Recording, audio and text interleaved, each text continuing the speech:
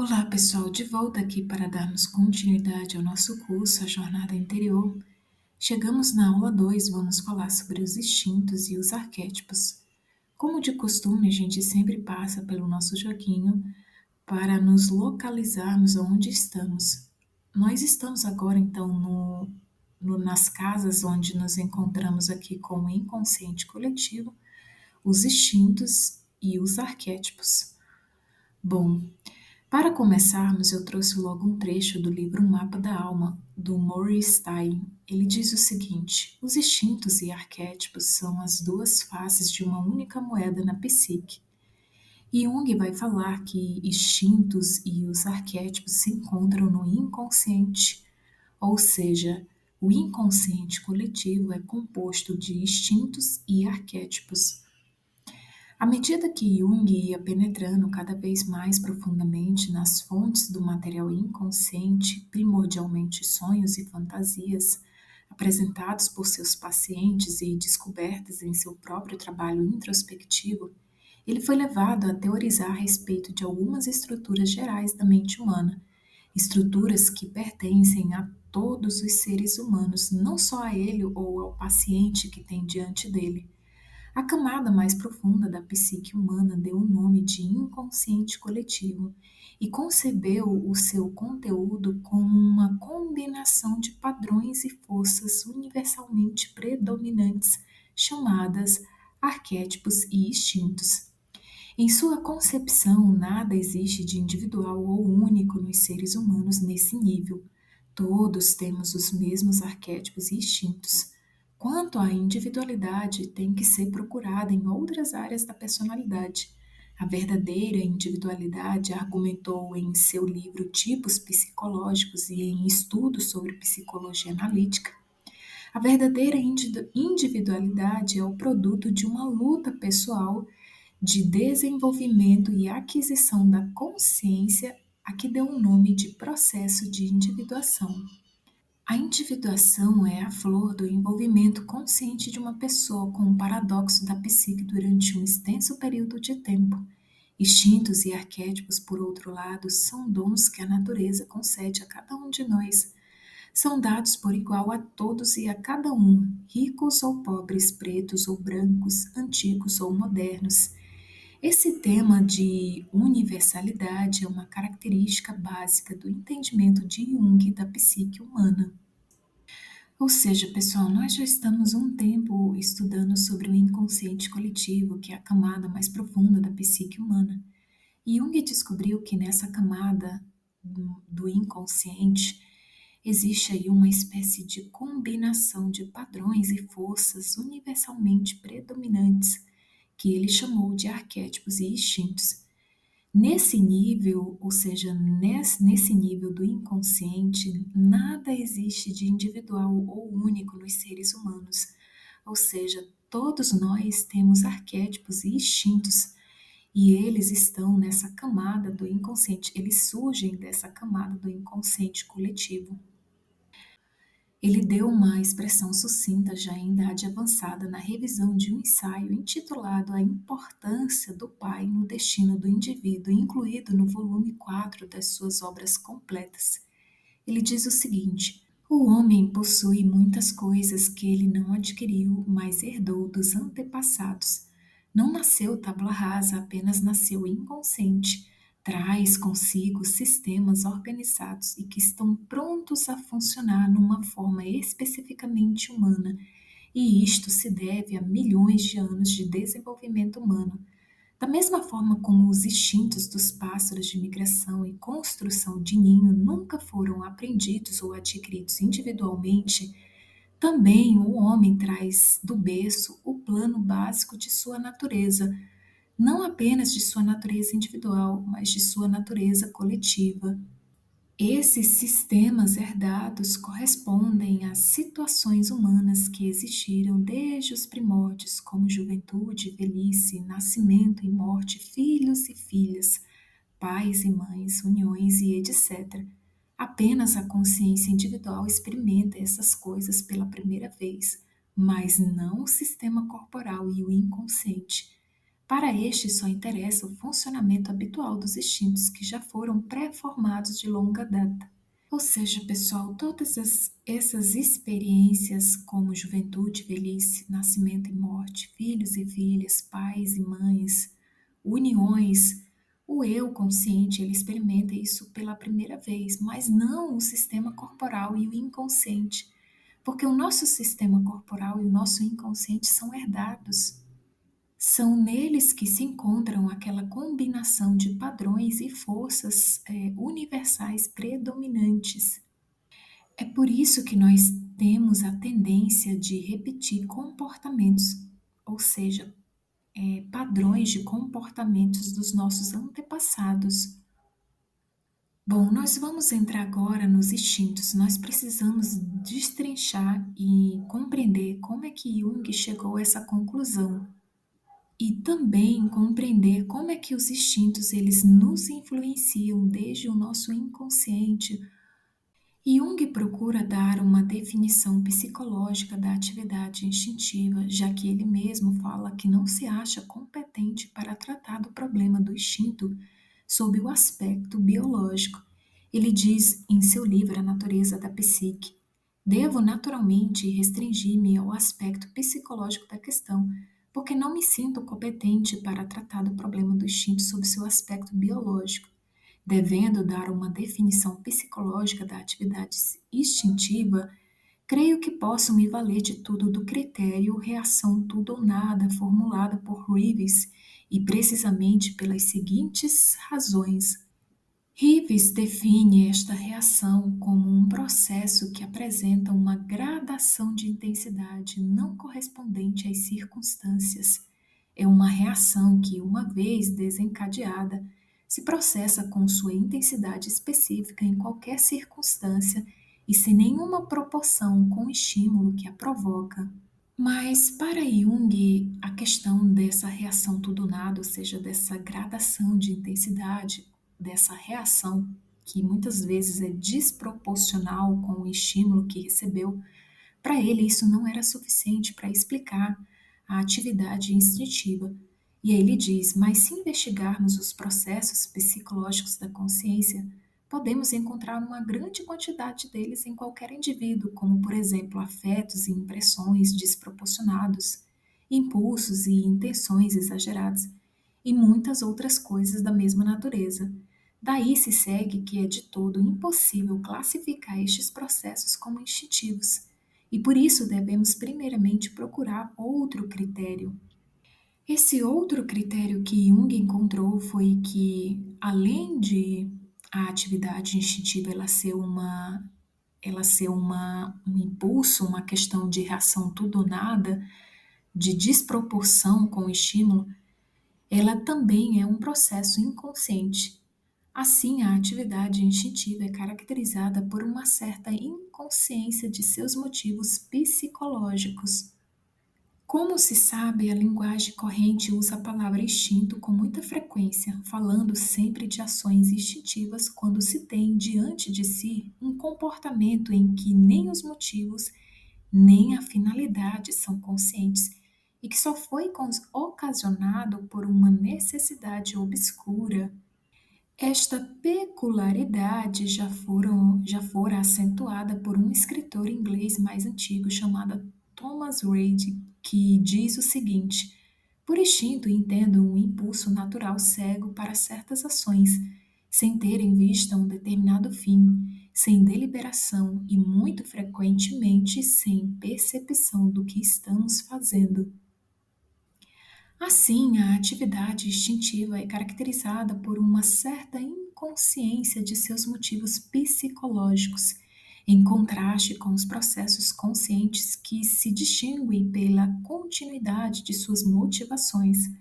A ação instintiva, portanto, aparece mais ou menos como um acontecimento psíquico abrupto, uma espécie de interrupção da continuidade da consciência.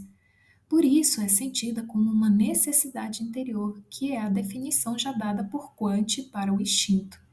Por sua natureza, a ação instintiva deveria ser incluída entre os processos especificamente inconscientes, que só são acessíveis à consciência por seus resultados.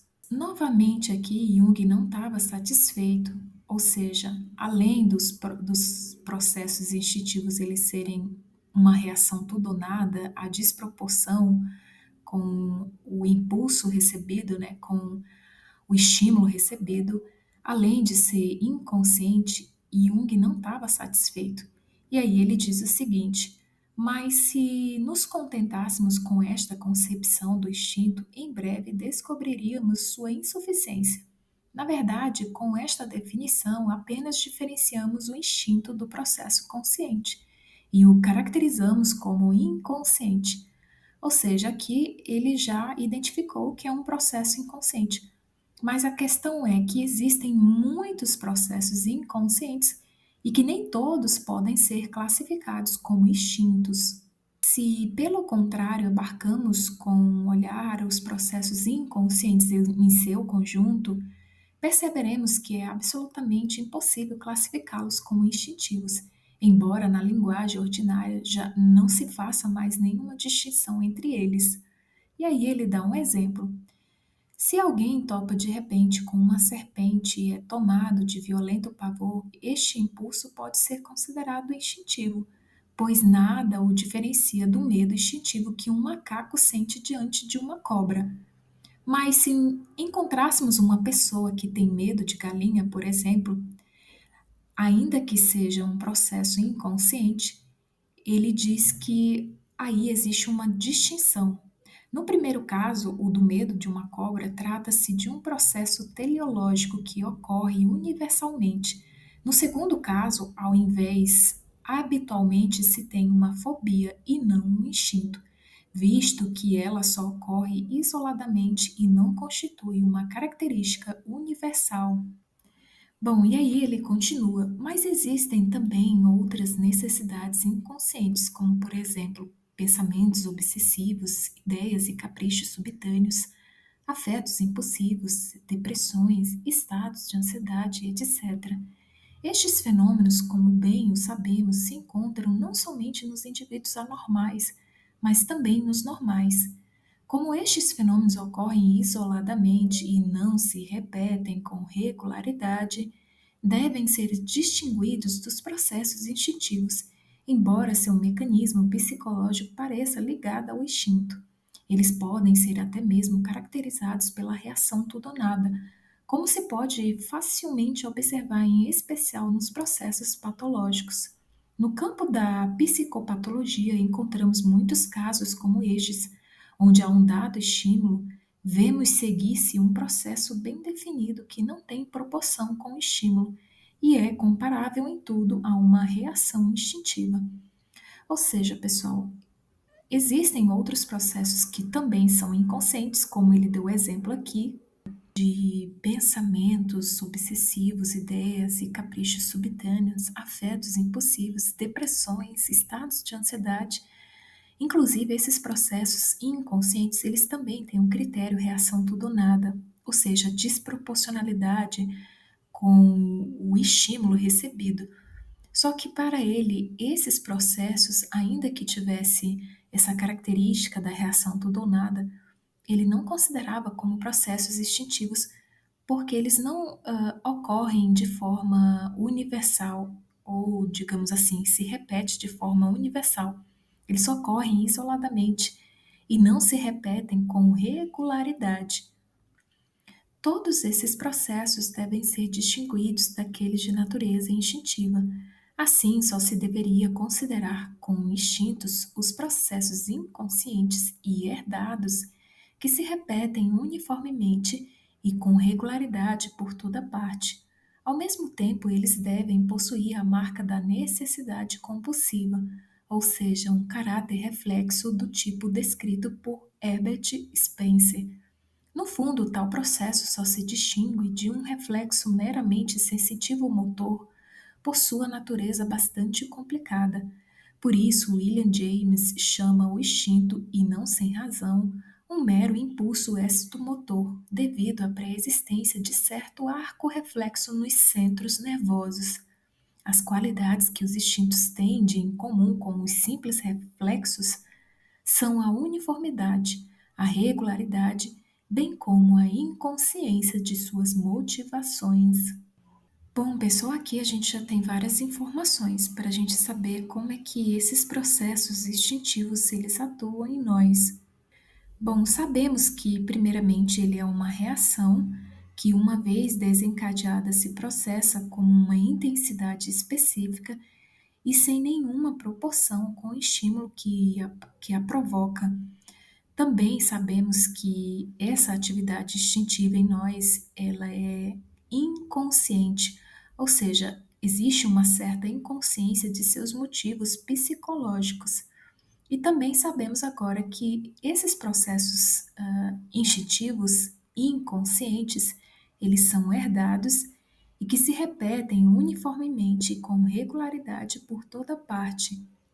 Ao mesmo tempo, eles possuem a marca da necessidade compulsiva, ou seja, o caráter reflexo. Sem falar que os instintos, eles também são um impulso que a gente recebe. Bom, a questão de onde provêm os instintos e como foram adquiridos é extremamente complexa. O fato de eles serem invariavelmente herdados não traz nenhuma contribuição para explicar sua origem. O caráter hereditário dos instintos apenas remete o problema para nossos ancestrais. É por demais conhecida a opinião segundo a qual os instintos se originaram de um determinado ato repetido da vontade, inicialmente individual e posteriormente generalizado. Esta explicação é plausível, visto que podemos observar cada dia como certas atividades aprendidas laboriosamente se tornam gradualmente automáticas pelo exercício constante. Por outro lado, convém sublinhar que o fator aprendizagem falta inteiramente nos instintos mais maravilhosos observados no mundo animal. Em muitos casos, é impossível até mesmo imaginar como tenha podido haver alguma aprendizagem e exercitação. E aí ele dá o exemplo de um animal que é a mariposa da Iuca, ou Pronuba iucazela, não sei se é assim que pronuncia, que é essa mariposa que dá as asas brancas. Ela é encontrada mais na América do Norte do que na América do Sul. O que acontece é o seguinte, cada flor da iuca ela se abre apenas por uma noite. A mariposa tira o pólen de uma dessas flores e o transforma em uma bolinha. A seguir, ela procura uma segunda flor, corta ali o ovário e, pela abertura, ela deposita seus ovos entre os óvulos da planta. Vai em seguida a um pichilo e enfia a bolazinha de pólen pelo orifício, em forma de funil do ovário. A mariposa só executa esta complicada operação uma única vez em sua vida. Ou seja, ele trouxe um exemplo de instintos que é como que se fossem inatos nesses animais, porque eles só fazem isso uma única vez, não existe possibilidade de aprendizagem. E aí eu estava lendo o livro O Mapa da Alma e vi um outro exemplo que o Murray Stein fala. Ele diz o seguinte: Konrad Lorenz, o famoso ecologista, estudou respostas inatas a um reflexo em alguns animais, em reação a estímulos específicos. Por exemplo, os pintainhos que nunca tinham sido expostos a gaviões souberam correr para esconder-se quando um gavião os sobrevoou e sua sombra apareceu no chão. Usando dispositivos aéreos que faziam correr ao longo de arames bonecos que projetavam sombras semelhantes à do gavião, ecologistas mostraram que os pintainhos não adestrados, ao verem a sombra, corriam em busca de esconderijo. A resposta defensiva a um predador é embutida no sistema do pintainho, e a imagem do predador é inata e reconhecida sem ter de ser aprendida. Ou seja, pessoal, da mesma forma que existem essas respostas inatas a determinados reflexos em alguns animais, ou não sei se é em todos, mas aqui ele deu dois exemplos, aqui nós trouxemos dois exemplos, no ser humano também, no indivíduo, existe, digamos assim, essas respostas inatas também a um determinado reflexo. E aí é que entra um outro fator que é um fator herdado também e que se encontra no inconsciente, que é a questão da intuição. E aí ele vai dizer o seguinte, né, o Jung no livro Natureza da Psique. É difícil explicar casos como este pela hipótese da aprendizagem, do exercício. Daí é que recentemente se procuram outros meios de explicação, inspirados na filosofia de Bergson, os quais acentuam o fator intuição. A intuição decorre de um processo inconsciente, dado que o seu resultado é uma ideia súbita, a irrupção de um conteúdo inconsciente na consciência. A intuição é, portanto, um processo de percepção, mas ao contrário da atividade consciente dos sentidos e da introspecção, é uma percepção inconsciente. Ou seja, pessoal, a intuição explicaria a questão de algumas respostas inatas no ser humano. Essa intuição, ela é um processo também inconsciente, dado que o seu resultado é uma ideia súbita, ou seja, ele é um processo de percepção, só que é uma percepção inconsciente. Por isso é que na linguagem comum nos referimos à intuição como sendo um ato instintivo de apreensão, porque a intuição é um processo análogo ao instinto, apenas com a diferença de que, enquanto o instinto é um impulso predeterminado que leva a uma atividade extremamente complicada, a intuição é a apreensão teleológica de uma situação também extremamente complicada. Em certo sentido, portanto, a intuição é o reverso do instinto, nem mais nem menos maravilhoso do que ele. Mas aqui não devemos esquecer que aquilo que chamamos complicado ou mesmo maravilhoso não é de modo algum maravilhoso para a natureza, mas inteiramente ordinário. Tendemos facilmente a projetar nossa dificuldade de compreensão nas coisas, chamando-as complicadas, quando elas, na realidade, são simples e desconhecem nossos problemas de compreensão. Ou seja, pessoal, a intuição é uma apreensão teleológica de uma situação. É como se a pessoa ela conseguisse ver entre linhas, né, a finalidade, porque a palavra teleológica aqui significa finalidade de uma situação. É como se a pessoa conseguisse mais ou menos prever a finalidade dessa situação que está ocorrendo. Aí, pessoal, eu gostaria de trazer um exemplo que não fosse algo pessoal, ou seja, que não fosse uma experiência minha, mas que fosse algo impessoal, que qualquer um que visse de fora poderia enxergar esse processo de intuição. E aí eu vou dar um exemplo meio que bobo, né? Mas é igual a Lúcia Galvão fala, os exemplos bobos é que a gente grava. Eu estava assistindo um filme chamado Protocolo Fantasma, Missão Impossível. E aí existe uma parte do filme que acontece esse processo de intuição. A cena acontece da seguinte maneira: o Tom Cruise ele está dentro do carro junto com o seu chefe, um analista. O carro de repente ele é bombardeado e o chefe dele morre junto também com o motorista. E o carro cai numa espécie de ribanceira, um lago profundo, onde só sobrevive o Tom Cruise e o analista, né? Como sempre. E aí é engraçado porque eles tentam sair do carro e eles não conseguem, né, subir para a superfície porque eles percebem que eles estão levando tiro. Lá fora tem vários homens atirando na direção deles. E aí eles retornam de novo para dentro do carro e o Tom Cruise ele tem uma ideia súbita. Ele pega um sinalizador, acende esse sinalizador e coloca no corpo do motorista, ou seja, na manga da camisa do motorista.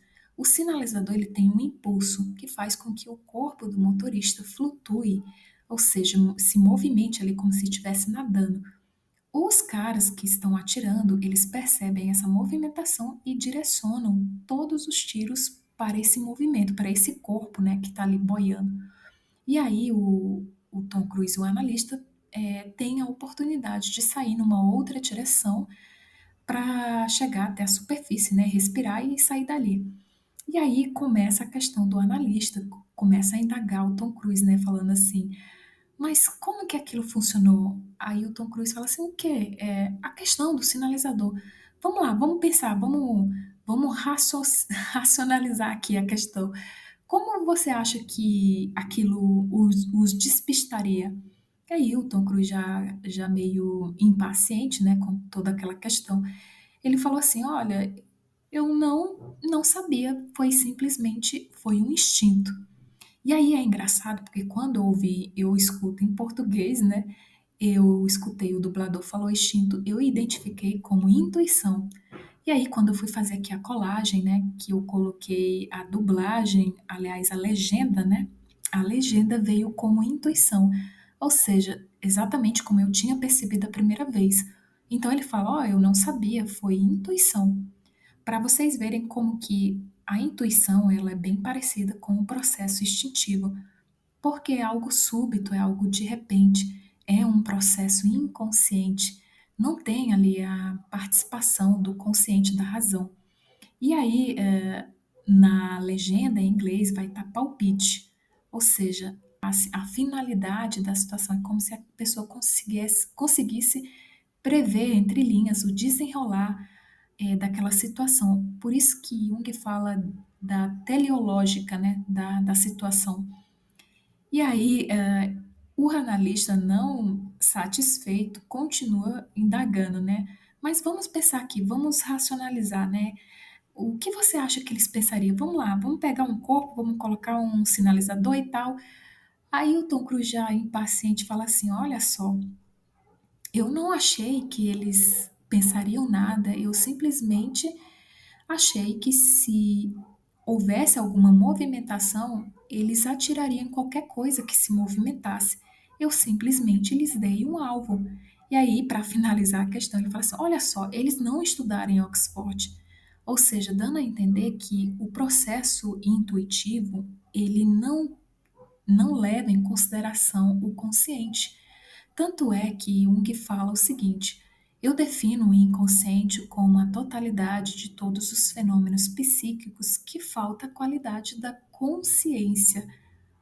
Ou seja, nessa simples detalhe, né, dessa cena, dessa história que eu acabei de contar, a gente percebe que o processo de apreensão intuitiva ele é um impulso a agir. Ou seja, ele teve um impulso a agir, ele seguiu com essa finalidade, colocou ali o corpo em movimento. Os outros caras também tiveram um impulso a agir, ou seja, um impulso inconsciente também. Então, assim, é meio bobo, mas eu acho que dá para a gente compreender como é que acontece esse processo intuitivo, né? Bom, voltando aqui para o nosso texto, diz o seguinte: uma discussão do problema do instinto sem levar em conta o conceito do inconsciente seria incompleta, porque são precisamente os processos instintivos que pressupõem o conceito complementar de inconsciente. Mas afora esses, ou seja, ele estava falando anteriormente sobre os conteúdos do inconsciente pessoal, que a gente já estudou em algumas aulas. No inconsciente encontramos também as qualidades que não foram adquiridas individualmente, mas são herdadas, ou seja, os instintos enquanto impulsos destinados a produzir ações que resultam de uma necessidade interior sem uma motivação consciente. Devemos incluir também as formas a priori inatas de intuição, quais sejam os arquétipos da percepção e da apreensão que são determinantes necessárias e a priori de todos os processos psíquicos. Da mesma maneira como os instintos impelem o homem a adotar uma forma de existência especificamente humana, assim também os arquétipos forçam a percepção e a intuição a assumirem determinados padrões especificamente humanos. Bom, pessoal, desse trecho aqui a gente já pode tirar duas informações, que os instintos eles são impulsos que têm a ver com uma necessidade interior, ou seja, são impulsos destinados a produzir ações que resultam de uma necessidade interior. Só que essa necessidade interior, muitas das vezes, ela é sem uma motivação consciente. Então, se ela é sem uma motivação consciente, significa que ela tem uma motivação que é inconsciente. Ou seja, o eu não consegue compreender ou não ou na verdade não tem consciência, né, dessa necessidade interior. Ele simplesmente sente e age por isso mesmo. Os arquétipos são formas a priori inatas de intuição. Tem a ver com percepção e apreensão, que são determinantes necessárias a priori de todos os processos psíquicos. Ou seja, se os arquétipos eles são formas a priori inatas de intuição, então os arquétipos também são inconscientes. Agora ficou até mais claro por que que Jung considerava o inconsciente coletivo como composto, né, por instintos e arquétipos, e ambos são processos inconscientes e ambos são herdados.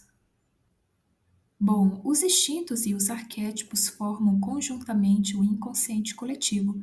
Chamo-o coletivo porque, ao contrário do inconsciente acima definido, não é constituído de conteúdos individuais, isto é, mais ou menos únicos, mas de conteúdos universais e uniformes, onde quer que ocorram. O instinto é essencialmente um fenômeno de natureza coletiva, isto é, universal e uniforme, que nada tem a ver com a individualidade do ser humano. Os arquétipos têm esta mesma qualidade em comum com os instintos, isto é, são também fenômenos coletivos. E aí eu coloquei aquele desenho, né, que eu já tinha apresentado em uma outra aula, aqui o poço profundo simbolizando o inconsciente coletivo. Essa descida nesse poço nós encontramos lá no fundo os arquétipos e agora temos mais uma informação a ser acrescentada. Nós também encontramos os instintos aqui nessa camada mais profunda.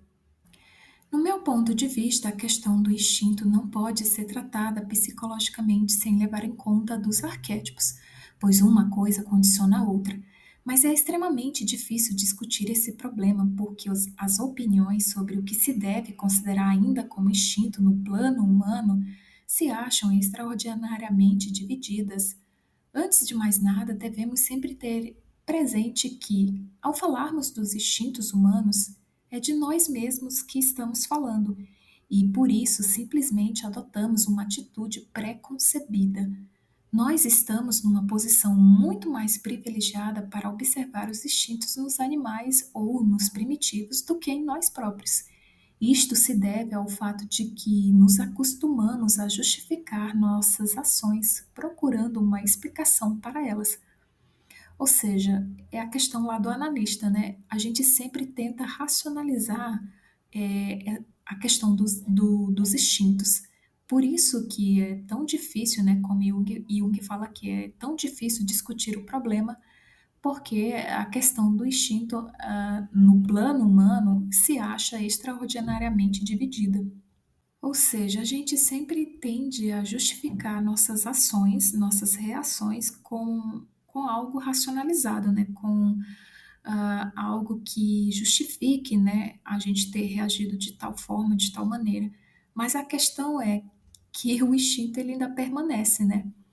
Como resultado de nossas racionalizações artificiais, pode nos parecer que fomos levados não por algum instinto, mas por motivos conscientes, ou seja, aquela tendência que nós temos de justificar em termos conscientes, né, as nossas atitudes, as nossas reações. Naturalmente, não pretendo afirmar que o homem não tenha conseguido transformar parcialmente os instintos em atos da vontade, mediante cuidadoso treinamento. Com isto, o instinto foi domesticado, mas o motivo básico continua sendo o instinto. Assim, não há dúvida de que conseguimos envolver um grande número de instintos em explicações e motivos racionais, a tal ponto que já não podemos reconhecer os motivos originais por trás de muitos véus. Deste modo, parece-nos que já não temos quase mais nenhum instinto, mas se aplicarmos o humano, encontraremos numerosos casos onde ocorrem reações exageradas. O exagero é de fato uma peculiaridade humana universal. Embora cada um procure explicar cuidadosamente suas reações em termos de motivos racionais, para o que ele nunca deixará de encontrar bons argumentos, o fato do exagero permanece de pé.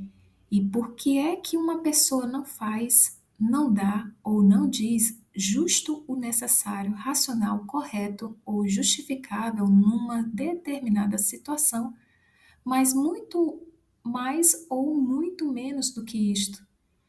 É justamente porque se desencadeou nela um processo inconsciente que se desenrola sem o concurso da razão e por isso não alcança nem ultrapassa o grau da motivação racional. Este fenômeno é tão uniforme e tão regular que não podemos chamá-lo senão instintivo, embora ninguém, em semelhante caso, goste de admitir a natureza instintiva de seu comportamento. Por isso, eu acredito que o comportamento é influenciado pelos instintos em grau muitíssimo mais elevado que, em geral, se admite, e que, sob este aspecto, estamos sujeitos a muitos erros de julgamento, de novo, como resultado do exagero instintivo do ponto de vista racionalista.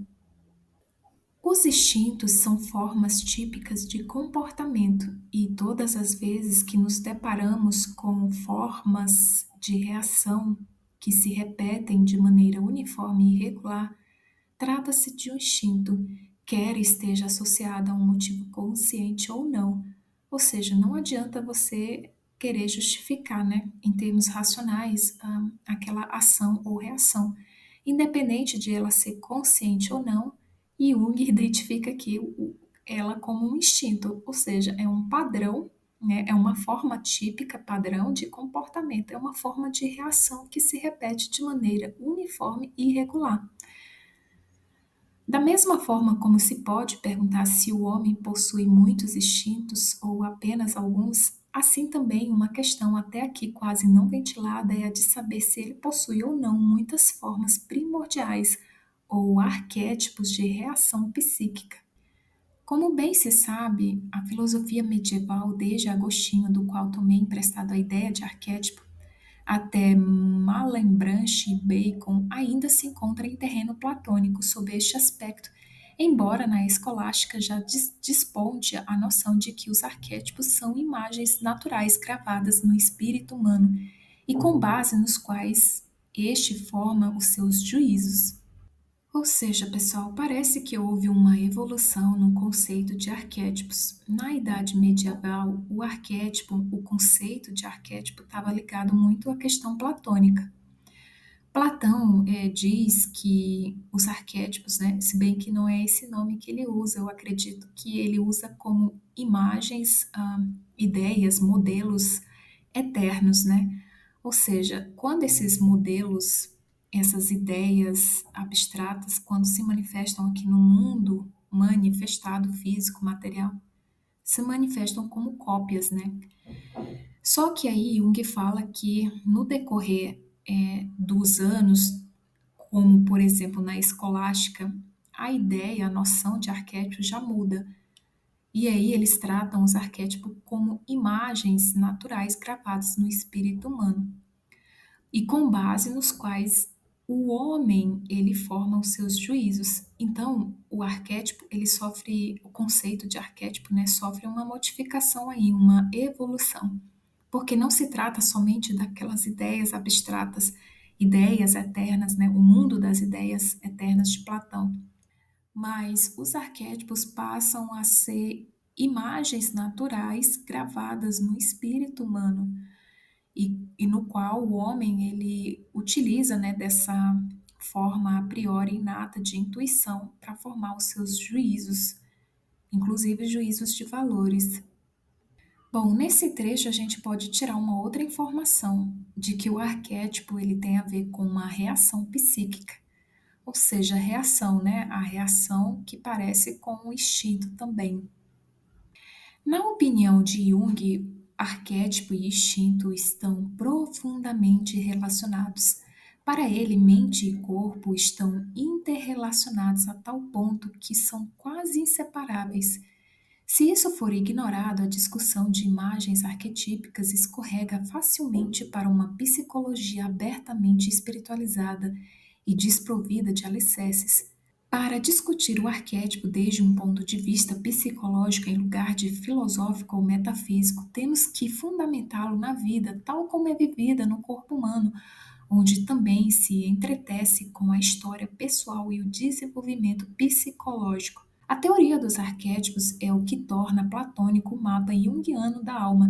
Entretanto, a diferença entre Jung e Platão é que Jung estudou as ideias como fatores psicológicos e não como formas eternas ou abstrações. Bom, aqui temos uma chave bastante importante que é a questão dos arquétipos, como Platão enxergou eles, né, como formas, ideias eternas abstratas. Mas Jung enxergou os arquétipos como fatores psicológicos, ou seja, são aquelas imagens gravadas no espírito humano. O Morgenstern vai falar que se os arquétipos eles não forem fundamentados na vida, tal como é vivida no corpo humano, onde também entretece com a história pessoal e o desenvolvimento psicológico, naturalmente a questão dos arquétipos ela escorregaria para uma questão filosófica e meio que espiritualizada, né? Praticamente só espiritualizada ou metafísica. Ou seja, haveria aí uma divisão, porque os arquétipos, eles não se ligariam de forma ao corpo material, à matéria. E aqui, quando Jung enxerga os arquétipos como fatores psicológicos, ele une matéria e metafísica, né? Une matéria e espírito. Porque os arquétipos, eles estão nesse polo espiritual, que é o que a gente vai ver nos próximos slides. Bom, como a gente mencionou, o conceito, ou pelo menos aquilo que se entendia como arquétipos, houve uma evolução, né? Platão confere um valor extraordinariamente elevado aos arquétipos, como ideias metafísicas, como exemplos, modelos, em relação aos quais as coisas reais se comportam meramente como imitações, como cópias. René Descartes vai tratar a questão do arquétipo como uma forma de pensamento, ou seja, como uma condição interna do conhecimento. Ou seja, pessoal, enquanto Platão ele estava lá no extremo do espectro, ou seja, ele estava muito na abstração, muito no mundo das ideias, como ele mesmo dizia, né? Ou seja, no espectro espiritual, René Descartes ele já estava trazendo os arquétipos para algo mais próximo da matéria, mas Descartes ele começa a racionalizar. E aí ele torna o arquétipo um pensamento, ou seja, uma condição interna do conhecimento.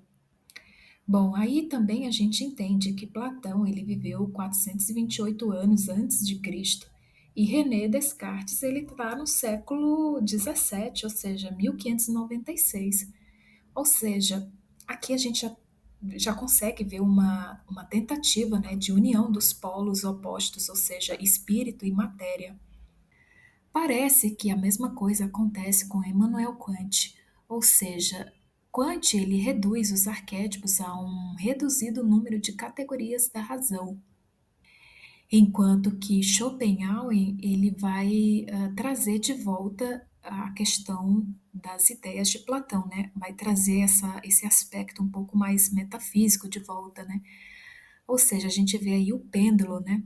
Mas aí também é a questão dos anos que se passaram. Kant, ele é de 1724, ele é depois de René Descartes, ele é do século XVIII. Schopenhauer é do século XIX. Ou seja, a gente vê aí a tentativa do pêndulo, né, sempre indo para os extremos. Ou está no polo espiritual, tendo aquilo como muito abstrato, sem que a matéria possa, digamos assim, participar, né? Ou ele está muito na parte da matéria, no espectro da matéria, só que na questão da racionalização. Bom, na minha percepção, eu vejo o seguinte, que os arquétipos eles tinham que chegar mais próximo do ser humano para a gente compreender, para a gente ter acesso aos arquétipos de alguma forma. Ou seja, os polos eles teriam que ser unidos, né, trazidos para mais perto, ou seja, o polo espiritual, que é o polo arquetípico, com o polo material, que é o polo do corpo humano, onde nós estamos aqui vivendo. Porque se fosse para a gente ter experiência humana, aliás, se não fosse para ter experiência humana, se fosse para a gente ficar somente no polo do espírito, não era necessária essa encarnação, não é? Então, assim, para quem acredita em encarnação. Então, aí começa a haver uma mudança, uma evolução do conceito de arquétipo. Neste esboço, infelizmente por demais sumário, podemos ver mais uma vez em andamento aquele processo psicológico que dissimula os instintos sob a carga de motivações racionais e transforma os arquétipos em conceitos racionais. É quase impossível reconhecer o arquétipo sob este invólucro. Mesmo assim, a maneira como o homem retrata interiormente o mundo é, apesar de todas as diferenças de detalhes, tão uniforme e regular como o seu comportamento instintivo. Da mesma forma como somos obrigados a formular o conceito de um instinto que regula ou determina o nosso comportamento consciente, assim também para explicar a uniformidade e a regularidade de nossas percepções, precisamos de um conceito correlato de um fator que determina o modo de apreensão. É precisamente a este fator que eu chamo de arquétipo ou imagem primordial. Aqui, novamente, tem várias informações. A de que o arquétipo ele tem a ver com percepção, ou seja, também tem a ver com apreensão intuitiva. A percepção, ela é uniforme e regular, ou seja, é encontrada em várias pessoas. Como o critério da reação tudo ou nada proposto por Reeves nos ajudou a descobrir a operação do instinto em todas as manifestações da psicologia humana, assim também o conceito da imagem primordial talvez nos possa prestar o mesmo serviço no que diz respeito aos atos da apreensão intuitiva. Esta tarefa é facílima junto aos primitivos. Aqui encontramos constantemente certas imagens e motivos típicos, que são os fundamentos de suas mitologias. Estas imagens são autóctones e de uma regularidade relativamente grande. Assim, por exemplo, a ideia de uma força e substância mágicas, de espíritos e seu comportamento, de heróis e deuses e suas lendas. Nas grandes religiões do mundo, observamos o aperfeiçoamento dessas imagens e seu progressivo envolvimento em formas racionais.